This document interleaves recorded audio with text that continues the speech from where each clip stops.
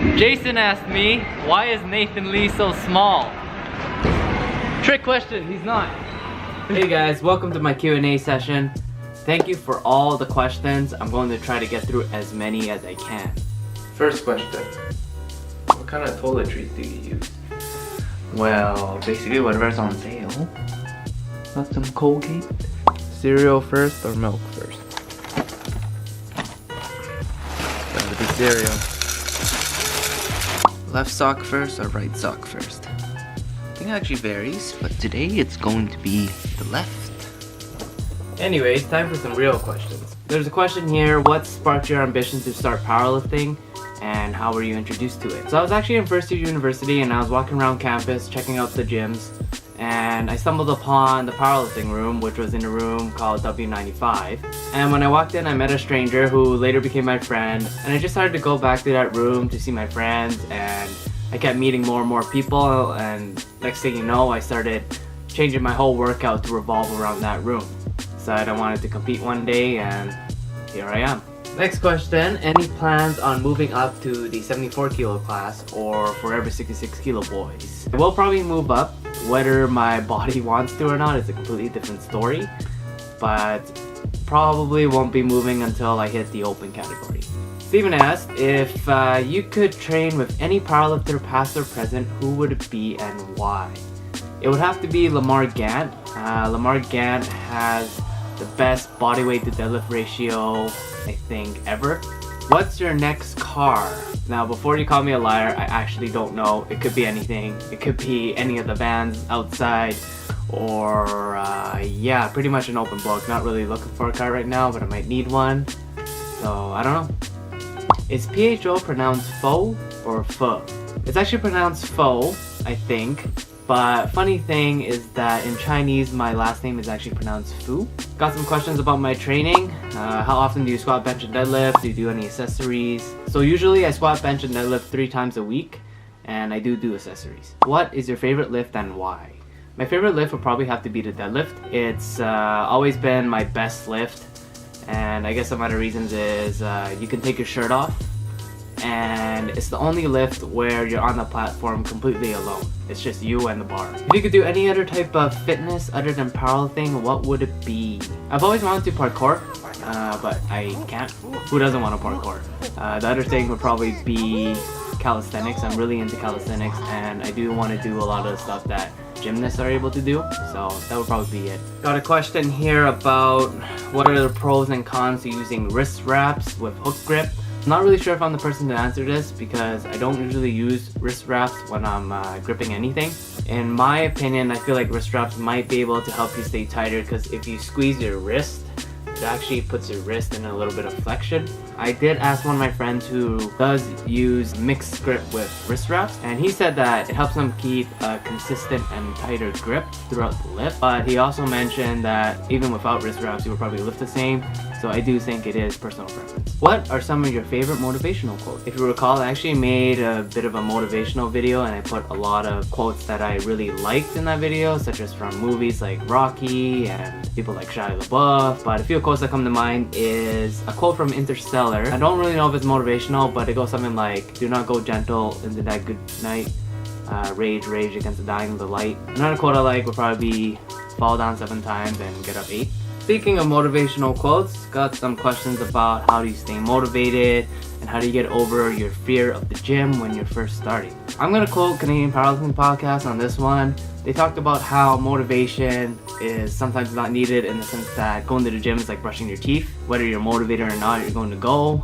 But in terms of staying motivated, I think the best thing you can do is just enjoy the process and make going to the gym fun for yourself. Because it's really easy to stay motivated when things are going really well, but it's those bad days that kind of pull you back and you're not motivated anymore. I mean, if you're just enjoying the process and not really worrying about the day-to-day variances in your strength or whatever it is that you're training for, you can stay motivated through that way instead of constantly stressing yourself over progress. In terms of how do you get over the fear of the gym when you're starting, honestly, you just gotta step in the gym and go.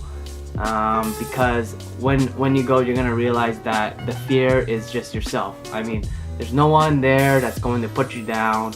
If anything, people in the gym are probably the most uplifting people you ever meet. So yeah, you just gotta get out of your comfort zone, get in the gym, and that fear will go away. And if that still doesn't help you, then let me know, and I will personally bring you to the gym myself, and we can have a good time. So, got another question about how do you balance your gym life and school life? This is an interesting question, and I've been thinking about this for quite a long time. Ever since I started this YouTube channel, I've got so much going on, and I'm thinking, how am I able to have the time to do all this? And I think I want to make a video about this in the future, but I think it's about being realistic. For example, I know that sitting in a seminar room for 6 hours trying to study for my final isn't going to work for me, so I won't do that. Instead, I'll find what works for me, in the sense that I will study for a couple hours here, and then I'll go to the gym and do that, and so on and so forth. So I got a few questions about how to get over a plateau, and you guys probably aren't going to like my answer. But the first thing I think that you have to do is you have to define what you mean by a plateau. Because for me, a plateau is when you are not making any progress at all over a considerable period of time. And I guess considerable for me would probably be at least a full training cycle. And another thing you gotta keep in mind is just because you're not moving up in overall absolute weight doesn't necessarily mean you're in a plateau. You might be moving weight that you moved before, but faster or better form. You might be staying injury free. So you also gotta look at the small victories as well. So what if you truly are in the plateau? Well, I think you gotta figure out why you're in the plateau in the first place. Maybe it's simply because you're not recovering enough, or maybe your workouts are not providing enough overall stimulus for your body to adapt. Now that's easier said than done, but the thing is, what might work for me might not work for you. And you really gotta figure out your weaknesses and work on that, and ultimately find out what works for you. So yeah, you might just need more rest, or you might need to include some more variation in your lifts, or just up the overall volume. Moving on, I had some questions about what programs I've run and what programs I like. So I've actually never really ran a full program that wasn't modified for me, because it just doesn't work. My SI joint would get seized up again, or something like that. But having said that, I have used a lot of programs as templates, and I don't really have a favorite, but there's stuff I like about each program. I like programs that describe what they're doing and why they're doing it. So like Candido's programs, I've actually never run his programs, but I do like how he has a full PDF explanation of what the workout is and why things are the way they are. Got a similar question about whether I should do more abs and what's a good accessory for transitioning from conventional to sumo deadlifts. Basically the same thing I've been saying about the plateau. You gotta find out what works for you and target your weaknesses. I mean, if your abs are weak, then maybe do more. And in terms of a good accessory, it depends on your actual lift and what you need to work on. Having said that, I do really believe in pause deadlifts because they reinforce the form, and typically from someone who's transferring from conventional to sumo, they just need to work on that technique. Speaking of all these programs, someone asked when's the program coming out. It's been out since '95. How many pieces of shrimp tempura sushi can you eat? Well, take me out and we'll find out. Boxers briefs or panties? Briefs, because they're legal in competition. How do you get vascular shins? Why is your bicep vein so juicy? I don't know, ask my mom. There was a time where I dieted really hard and just got really veiny from that, so I think that's where it all started. But I think I've just been naturally veiny. Need a break from all that. Questions? Where are you going? Fine. Anyways, I guess I'll answer a question down here. How do you manage the balance between intensity and volume, specifically when prepping for a meet? Well, when prepping for a meet, the main focus is intensity. I think it comes down to auto-regulation. Even if I have the prescribed reps and sets, that's gonna be like the heaviest single 2 weeks out. If I'm not feeling it, I just won't go up to that weight. I'll dial it back, because for me, I like to be fresh when entering a meet, and that's kind of what works best. So yeah, it comes down to auto-regulation and just listen to your body. Got some questions about my nutrition. What do you eat on meet day? Is it different from a regular day? What's your diet like? Do you cut? Meet day is pretty similar. I generally follow 2 rules on meet day. Number 1 is that I try to eat familiar foods, because you never know how you're gonna react if you eat something you never ate before. And number 2, I pretty much only focus on carbs, because that's the only thing you need. You don't really have to concern yourself with protein or fats on meet day, because you're just looking for energy. Diet is pretty much whatever. About to eat a tombstone. Look at that. I I don't really cut. I used to watch my diet really hard and I actually got an eating disorder out of it, but that's kind of a story for another time. Do you get pumped for your lifts? Ammonia. Not really. Pretty relaxed when I go for my lift. Which leads to the question, why don't you take any supplements? I just don't really care to. I don't have anything against supplements, but I just don't really go buy them, and yeah, that's about it.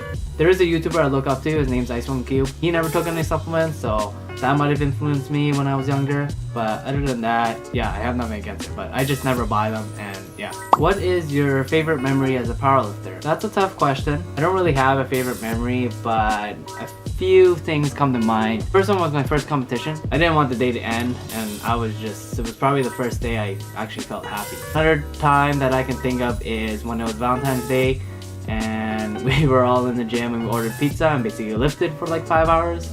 That was pretty great. Also, when I went up for my world record deadlift at nationals, after that I went to the bar and I just kind of sat there and ate, and I was alone for like a good half hour, and I was just kind of at peace. It was nice. But yeah, best memories are probably with all my friends and just having a good time and hanging out. So now probably the most important question in people's minds is, am I natty? Let's find out. So we got our sample here, and we got our litmus paper test to see if I'm natty. So we're gonna go ahead and test that, and